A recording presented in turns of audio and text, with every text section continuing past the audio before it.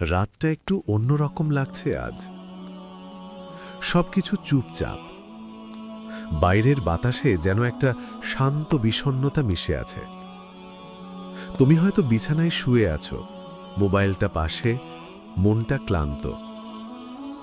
মাথায় হাজারটা চিন্তা ঘুরছে। কাল কি হবে? জীবনটা ঠিক পথে আছে তো? সবাই কেন এমন? কিন্তু আজ আমি চাই তুমি কিছুক্ষণ থেমে যাও। সব চিন্তা, সব শব্দ, সব দৌড় বন্ধ করো একটু। কারণ এই রাতটা শুধু তোমার জন্য। এই রাত তোমাকে তোমার ভেতরের শান্তির সাথে আবার পরিচয় করিয়ে দেবে। তুমি কি জানো তোমার জীবনের যত কষ্ট, টেনশন, ভয় সবকিছুর মাঝেই একটা সুন্দর শিক্ষা লুকিয়ে আছে? তুমি যদি একটু গভীরভাবে দেখো তাহলে বুঝবে আল্লাহ কখনো কাউকে কষ্ট দিয়ে ধ্বংস করেন না, বরং সেই কষ্ট দিয়েই শেখান কিভাবে ধৈর্য ধরতে হয়, কিভাবে শক্ত হতে হয়। আজ রাতে আমি তোমাকে এমন একটা গল্প শোনাব যেটা শুধু গল্প নয়, এটা তোমার জীবনের আয়না হতে পারে। তুমি হয়তো নিজেকে এই গল্পের ভেতরেই খুঁজে পাবে। এই গল্পে থাকবে হারানো মানুষ, অজানা ভয় আর এক আশ্চর্য মানসিক শক্তির যাত্রা। একজন মানুষ যিনি ভেবেছিলেন সব শেষ আর কিছুই বাকি নেই, কিন্তু আল্লাহ তাকে এমনভাবে ফিরিয়ে দিলেন যেভাবে শুকনো মরুভূমিতে বৃষ্টি ফিরে আসে। একদিন সে হাঁটছিল নিঃশব্দ এক পথে। সূর্য তখন ডুবে যাচ্ছে, আকাশটা রক্তিম লাল। চারপাশে শুধু ধুলো, বাতাস আর নিজের পায়ের শব্দ। হঠাৎ তার মনে হলো, আমি কি সত্যিই একা? আমার এই সব কষ্টের কোনো মানে আছে? সেই মুহূর্তে তার চোখে পড়ল এক বৃদ্ধ মানুষ। মাটিতে বসে তিনি ধীরে ধীরে পানি ঢালছেন শুকনো মাটির গাছের গোড়ায়। সে বলল, চাচা, এই গাছ তো শুকিয়ে গেছে, পানি ঢাললে কি হবে? বৃদ্ধটা হেসে বললেন, আমার কাজ পানি দেওয়া, ফল ফোটানো আল্লাহর কাজ। এই এক বাক্য তার ভেতরের ঝড় থামিয়ে দিল। সে বুঝল সবকিছু এখনো শেষ হয়নি। হয়তো সময় লাগবে, কিন্তু একদিন সব ঠিক হবে।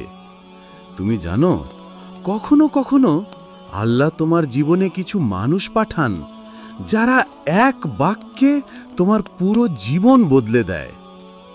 সেই দিন থেকেই সে বদলে গেল আর নিজের কষ্টের দিকেও তাকিয়ে বলল, তুমি আমার ধৈর্যের পরীক্ষা, আমি হেরে যাব না।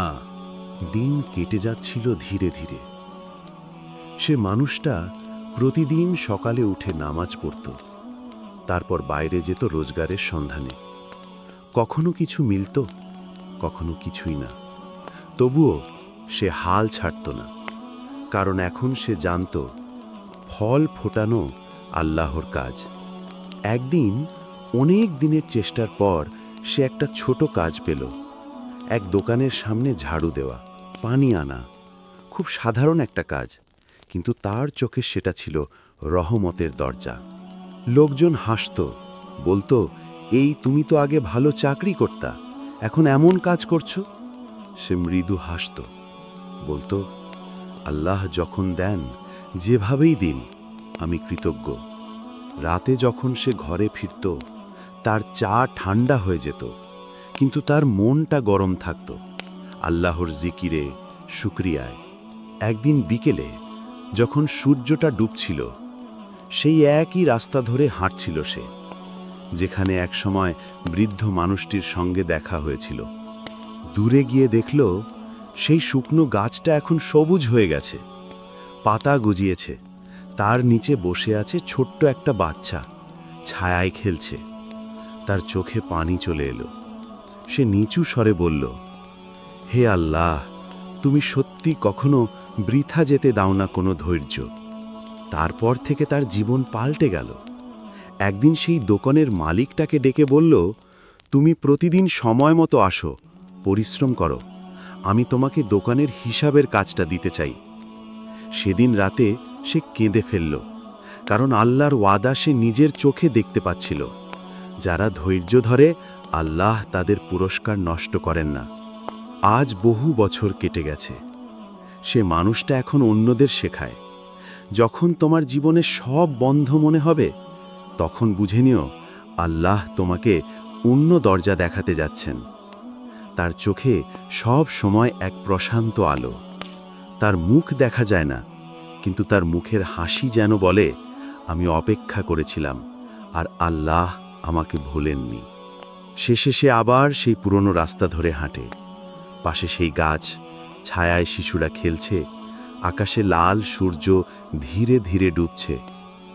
সে থেমে যায়, চোখ বন্ধ করে বলে, হে আল্লাহ, ধন্যবাদ, তুমি আমাকে হারিয়ে দিয়ে খুঁজে পাওয়ার শিক্ষা দিয়েছ।